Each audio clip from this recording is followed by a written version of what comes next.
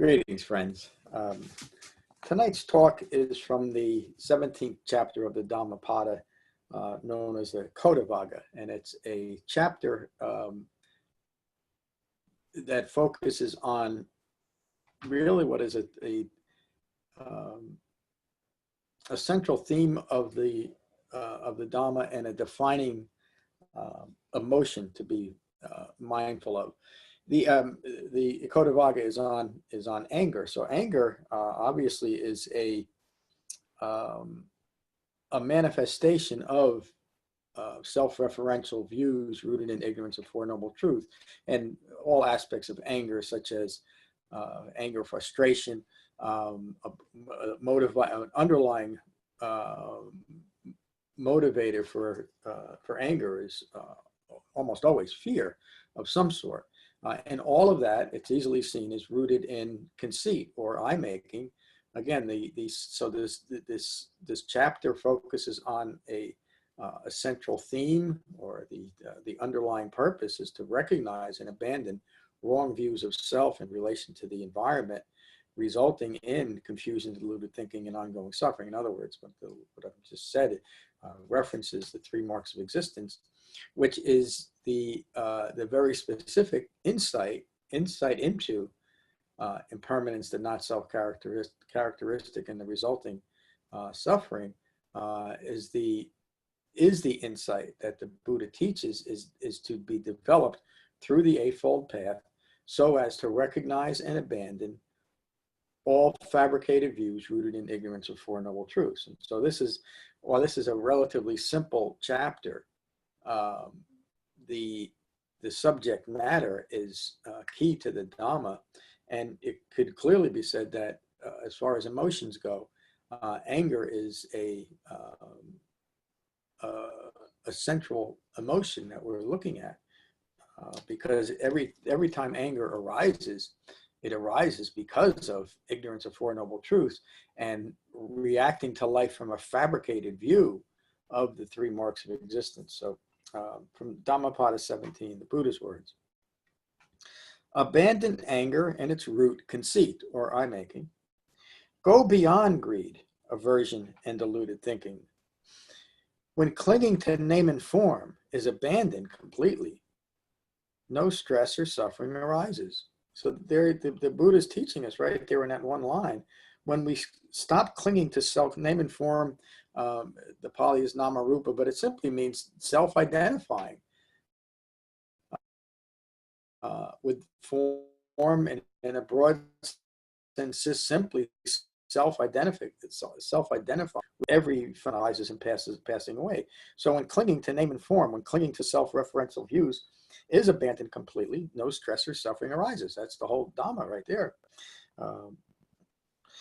As a strong charioteer controls their charge, the wise Dhamma practitioner controls anger as anger arises. So again, the Buddha is not saying that we are automatons and never have any type of emotion, but when an emotion such as anger is welling up, we recognize it, and we're able to practice wise restraint, a central theme of the Buddha's Dhamma,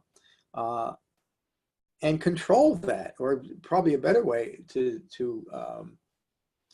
characterize it is to not allow it to manifest in the first place. The Buddha concludes that by saying the one that can do that can control their chariot in that way, is a true charioteer, and others only hold tight to the reins. It's another way of saying that you're distracted. Only holding tight to the reins is a way of saying you are distracted by your own self-enlightening process rather than engaging in an Eightfold Path, which is really the problem with modern Buddhism.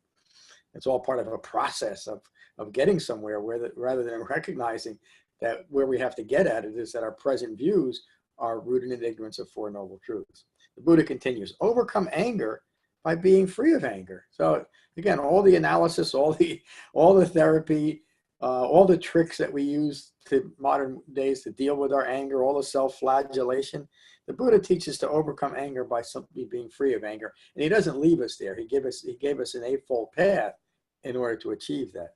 Overcome evil by skillful behavior, right speech, action, and livelihood, the third, fourth, and fifth factors of the Eightfold Path. Overcome miserliness with generosity. Overcome lies rooted in ignorance with Four Noble Truths. Overcome lies rooted in ignorance with Four Noble Truths. Do not give in to anger. Always speak the truth. And even more important, always speak the truth as it relates to an authentic Dhamma. Don't adapt, accommodate, or embellish the Dhamma for any reason or to satisfy anyone. Be generous with little. These three are praised by the Noble Ones. The wise Dhamma practitioner, harmless, well-restrained, abandons the living death of ignorance. Confusion, delusion, and suffering cease. Always vigilant and well-focused, ever mindful of the goal, meaning awakening, understanding stress and suffering. Their defilements fade away. Nothing else to do but to maintain integrity with the Eightfold Path, and our defilements will simply fade away. Ignorance is an ancient practice. In other words, it's been going on since the beginning of mankind. Rooted in ignorance, they blame those who remain silent, as well as those who talk too much, and even those who speak with moderation. In other words, you're not happy with anyone. You're always the mind rooted in ignorance is always blaming external circumstances and external people, no matter where they fit. They're all to blame for their own suffering. For the ignorant, there was no one who was not blamed. What a powerful but almost overwhelming statement. For the ignorant, there was no one who was not blamed. Even those of us that wouldn't consider ourselves blaming others in a overt way, we all learn and are conditioned to do it in a covert way. And sometimes that the blame isn't so much outwards, but it's this constant self-loathing, but it's really two sides of the same coin, isn't it? For the ignorant, there was no one who was not blamed, including oneself, including everyone else, including people who just simply don't agree with our views. Look at the world today. It's if we're upset, we are the ones that are responsible for that. If we're feeling anger, we are the ones, because it's because of our own fabricated views that arise from ignorance of Four Noble Truths. Excuse me.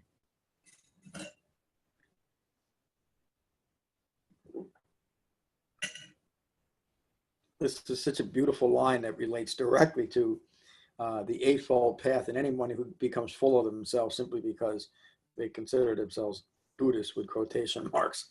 There never was, Buddha's words, there never was and there never will be a person who can be wholly blamed or wholly praised. And of course, he was talking about himself and every other human being.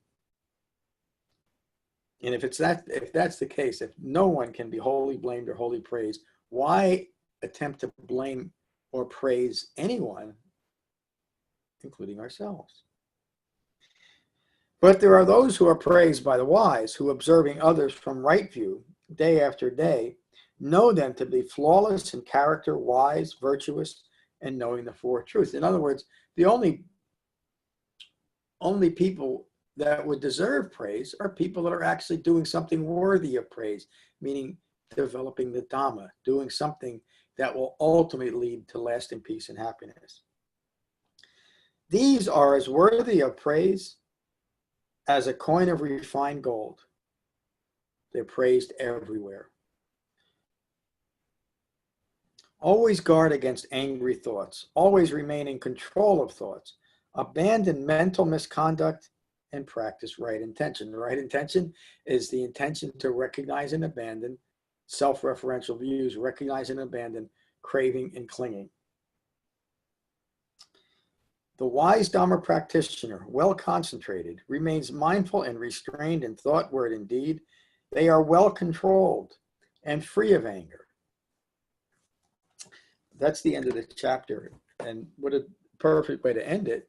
If we want to understand the present quality of our mind at any point of our Dhamma practice, simply be mindful of how angry we're getting and how frustrating we're getting. how often is fear guiding our thoughts and our actions? And it's not to blame ourselves if we find ourselves angry, frustrated, or fearful, or full of desire in one way or another, full of self-referential thoughts and maybe self-loathing and maybe hatred towards others. All of those are manifestations of ignorance of Four Noble Truths, motivated and informed by fabricated views. And so the solution is certainly not rites and rituals. It's not getting some disincarnate being to notice us and heal us. The solution is a simple, indirect, eightfold path. And again, this chapter is so important because it helps us gauge where we are along that path. I hope you found benefit from this talk tonight. And if you did, please consider a donation at becoming-buddha.com. Thank you. Peace.